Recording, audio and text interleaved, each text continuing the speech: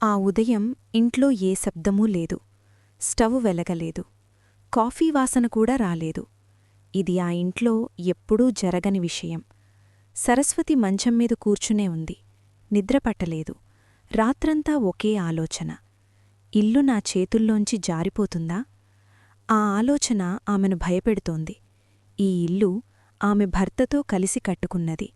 ప్రతి గోడలో జ్ఞాపకముంది. ప్రతి మూలలో తాను నడిచిన అడుగుల ముద్రముంది. ఇప్పుడు ఆ ఇంట్లో ఆమె ఒక్కతే కాదు, కొడుకు ఉంది, కోడలు ఉంది. అయితే కూడా ఆమెకు ఈ ఇల్లు పరాయిలా అనిపిస్తోంది. అనసూయ ఇంట్లోకి అడుగుపెట్టినప్పుడు ఆమె చేతిలో 2 సంచులు, మనసులో 1000 భయాలు. పెళ్ళై నెలరోజులే, కొత్త ఇల్లు, కొత్త మనుషులు. అన్నిటికంటే పెద్దది అత్త. సరస్వతి పేరు ఊరంతా తెలుసు. కఠినమైన మనిషి, మాట తక్కువ, అభిప్రాయం గట్టిగా. అనసూయ మొదటిరోజే గమనించింది, ఈ ఇంట్లో మాటలు కంటే మౌనమే ఎక్కువ. మొదటివారం అనసూయ ఉదయం 4:30కి లేచేది. వంటగదిలోకి మెల్లగా అడుగుపెట్టేది. తలుపువైపు చూస్తూ. తప్పు చెయ్యకూడదనే భయం. ఉప్పు ఎక్కువవుతుందేమో, పప్పు ముద్దగా అవుతుందేమో. సరస్వతి మాత్రం తన గదిలోనుంచే అన్నీ గమనించేది. ఇంత త్వరగా లేస్తోంది, చూద్దాం ఎంతకాలం. ఆలోచన మాటలుగా బయటకు రాలేదు. రోజులు గడిచాయి. అనసూయ ఎప్పుడూ అడగదు, ఇలా చెయ్యనా, అలా సరిపోతుందా? తాను నేర్చుకున్నట్టు చేసుకుంటుంది. సరస్వతికి అదే కోపం. అడగకుండా చేస్తే ఇది తన ఇల్లు అనుకుంటుందా అని మనసులో మండిపడేది. ఒకరోజు చిన్న విషయం జరిగింది. పప్పులో ఉప్పు కొంచెం తక్కువైంది. సరస్వతి పళ్ళెం పక్కకు పెట్టింది. ఇలాంటివి నేర్చుకుని రావాలి, ఇది హోటల్ కాదు. మాటలు పెద్దగా లేవు, కాని లోపల అర్థం గట్టిగా ఉంది. అనసూయ తల వంచుకుంది. సరే అత్తా, అంతే. కాని ఆ రోజు ఆమె భోజనం తినలేదు. కొడుకు శ్రీకాంత్ గమనించలేదు. ఆఫీస్, బాధ్యతలు, బయట ప్రపంచం. ఇల్లు నడుస్తుందన్న నమ్మకం. అది సరస్వతిమీదా లేదా అనసూయమీదా? తేడా ఎవ్వరూ గమనించలేదు. నెలలు గడిచాయి. అనసూయ గర్భవతి. సరస్వతి ముఖంలో మొదటిసారి ఒక రకమైన భయం కనిపించింది. ఇప్పుడు ఈ ఇంట్లో నేను అవసరంలేని మనిషినవుతానా? అనసూయను చూసినప్పుడల్లా ఆమెకు అదే అనుమానం. ఆ రోజు డాక్టర్ చెప్పాడు, కొంచెం విశ్రాంతి అవసరం, పని ఎక్కువ చెయ్యొద్దు. అనసూయ వంటగదిలోకి రావడం తగ్గింది. సరస్వతి గమనించింది. ఇప్పుడు పనంతా నాపై వేస్తుందా? మాటలు బయటకు రాలేదు, కాని వంటగదిలోని శబ్దాలు ఇంకా గట్టిగా అయ్యాయి. మధ్యాహ్నం అనసూయ గదిలో కూర్చుంది.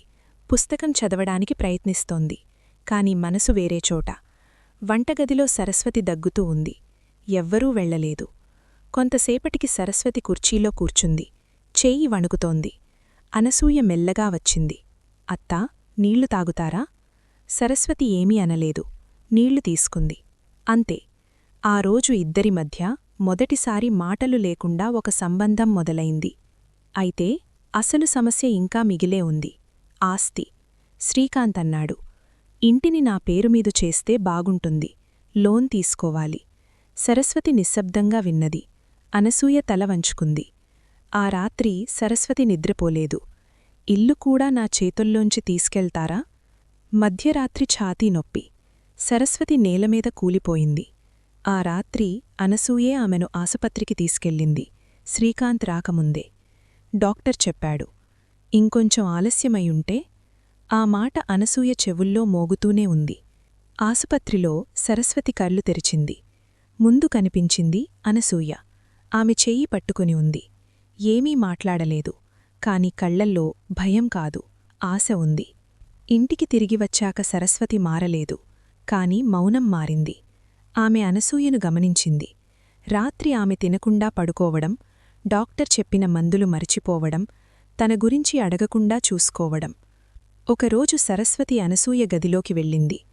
అల్మారా తెరిచి ఒక కాగితం తీసుకుంది. అది అనసూయ రాసుకున్న డైరీ. ఆమె చదివింది, ఈ ఇంట్లో నాకు చోటు దొరికితే చాలు. ఆమె మనసులో చోటు దొరికితే ఇల్లు దొరికినట్టే. సరస్వతి కళ్లలో నీళ్లు వచ్చాయి. మరుసటి రోజు సరస్వతి రిజిస్ట్రార్ ఆఫీస్కి వెళ్ళింది. ఇంటిని తన పేరుమీద నుంచి అనసూయ పేరుమీద మార్చింది. శ్రీకాంత్ షాక్ అయ్యాడు. అమ్మా, సరస్వతి నెమ్మదిగా అన్నది. ఇల్లు కాపాడిన వాళ్లకే ఇల్లు ఉండాలి. ఆ రోజు అనసూయ ఏడ్చింది. సంతోషంతో కాదు, బాధతో కాదు, భారం దిగిపోయినట్టుగా. ఇల్లు అనసూయ పేరుమీద మార్చిన విషయం ఒకరోజు కూడా నిశ్శబ్దంగా లేదు. మరుసటి ఉదయమే బంధువుల మాటలు మొదలయ్యాయి. ఇలాంటి కోడలు దొరికితే ఎవరికైనా భయం పట్టదా? అత్తని మోసంచేసి ఆస్తి రాయించుకుందంట. కొడుకుని పక్కకు నెట్టి ఇంటిని తన చేతిలో పెట్టుకుందట. ఈ మాటలు సరస్వతి చెవులకు చేరాయి. ప్రతి మాట ఆమె గుండెల్లోకి సూదిలా దూరింది. కాని ఆమె ఒక్క మాట కూడా బయటకు అనలేదు. అనసూయ మాత్రం ఈ మార్పును భారంలాగా మోసుకుంటోంది. ఇల్లు తన పేరుమీద ఉన్నన్న నిజం ఆమెకు గర్వమివ్వలేదు, భయమే ఇచ్చింది. ఇప్పుడైనా నేను తప్పుగా కనిపిస్తానా? అత్త మనసు మారిందా? శ్రీకాంత్ నన్ను ఎలా చూస్తాడు? ఈ ప్రశ్నలు ఆమె నిద్రను దూరం చేశాయి. శ్రీకాంత్ కూడా మారిపోయాడు. ముందులా ఇంటిని స్వయంగా నడుస్తుందన్న భావన లేదు. ప్రతి నిర్ణయంలో అనసూయ వైపు చూడాల్సి వస్తోంది. అది అతని అహంకారాన్ని గోకింది. అమ్మ నన్ను నమ్మలేదు, ఇంటి బాధ్యత నాకివ్వలేదు. ఈ ఆలోచన అతన్ని మౌనంగా కోపంగా మార్చింది. ఒకరోజు రాత్రి అనసూయ వంటగదిలో ఉంది. సరస్వతి వచ్చి కూర్చుంది. చాలాసేపు ఏమీ మాట్లాడలేదు. అనసూయ చేతులు వణికాయి. ఇంతవరకు అత్తా కోడలు మధ్య ఇంత దీర్ఘమైన నిశ్శబ్దం ఎప్పుడూ లేదు. చివరికి సరస్వతి నెమ్మదిగా అన్నది, నాకు తెలుసు, ఇప్పుడు నిన్ను అందరూ వేరేలా చూస్తున్నారు. అనసూయ తల వంచుకుంది. నేను నీమీద నమ్మకంతో చేశాను, కాని ఆ నమ్మకం నీకు భారంగా మారుతుందని అప్పుడు అనుకోలేదు. ఆ మాటలు అనసూయ కళ్లలో నీళ్లు తెప్పించాయి. ఈ ఇల్లు నా పేరుమీద ఉన్నా ఇది మీ ఇల్లు. నేను కేవలం దీనిని కాపాడే మనిషిని. సరస్వతి ఆమె వైపు చూసింది. ఆ చూపులో మొదటిసారి అత్తలేదు, ఒక వృద్ధ స్త్రీ ఉంది. కొన్ని రోజులకు సరస్వతికి మళ్లీ ఆరోగ్యం క్షీణించింది. ఈసారి చిన్న విషయం కాదు. డాక్టర్ స్పష్టంగా చెప్పాడు, ముందున్నట్లు బలంగా లేరు, ఎక్కువ ఒత్తిడి తగలకూడదు. ఆ రోజునుంచి అనసూయ పూర్తిగా బాధ్యత తీసుకుంది. మందులు, ఆహారం, డాక్టర్ అపాయింట్మెంట్లు. అత్త దగ్గర కూతుర్లా ఉంది. కాని బయట ప్రపంచం ఇది చూడలేదు. ఒక బంధువు సరస్వతి చెవిలో విషం పోశాడు. ఇప్పుడు కోడలే అన్నీ చూసుకుంటోంది. రేపు నిన్ను మూలకు నెట్టినా ఎవ్వరూ మాట్లాడరు. ఆ మాట సరస్వతి మనసులో పాత భయాన్ని మేల్కొలిపింది.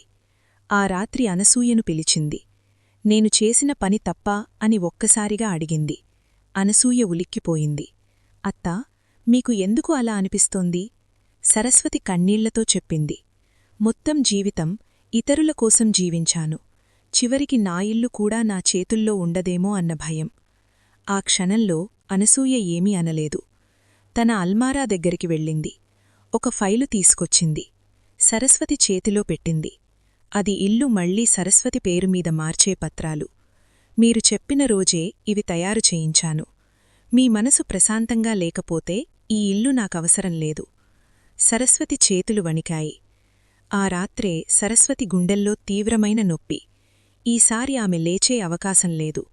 హాస్పిటల్లో ఆమె చివరిసారి మాట్లాడింది. అనసూయ చెవిలో నెమ్మదిగా అన్నది, ఇల్లు కాదు తల్లి, నన్ను కాపాడింది నువ్వే. సరస్వతి మరణానంతరం ఇల్లు మళ్లీ నిశ్శబ్దంగా మారింది. కాని ఇది మూసిన తలుపుల నిశ్శబ్దం కాదు, ఆలోచనల నిశ్శబ్దం. 10వ రోజు కార్యక్రమాల తరువరుక అనసూయ అందరినీ పిలిచింది. శ్రీకాంత్, బంధువులు, పెద్దలు. ఆమె నెమ్మదిగా చెప్పింది, ఈ ఇల్లు నా పేరుమీద ఉంటుంది. కాని దీన్ని అమ్మను, పంచను, బాధ్యతల కోసం ఉపయోగించను. ఇది అత్తగారి జ్ఞాపకం. ఇక్కడే వృద్ధుల కోసం ఒక చిన్న ఆశ్రమం ప్రారంభిస్తాను. అందరూ నిశ్శబ్దం. శ్రీకాంత్ కళ్లలో మొదటిసారి తన భార్యమీద గర్వం కనిపించింది. అత్తాకోడలు బంధం అధికారాల పోరు కాదు, ఆస్తుల లెక్క కాదు. భయంతో మొదలైన బంధం అర్థం చేసుకున్నప్పుడు ఆశగా మారుతుంది. ఇల్లు ఎవరి పేరుమీద ఉందన్నది ముఖ్యం కాదు, మనసు ఎవరికోసం తెరచి ఉందన్నదే నిజమైన బంధం. మరిన్ని ఫ్యామిలీ స్టోరీస్ కోసం మన ఛానల్ను సబ్స్క్రైబ్ చేయడం.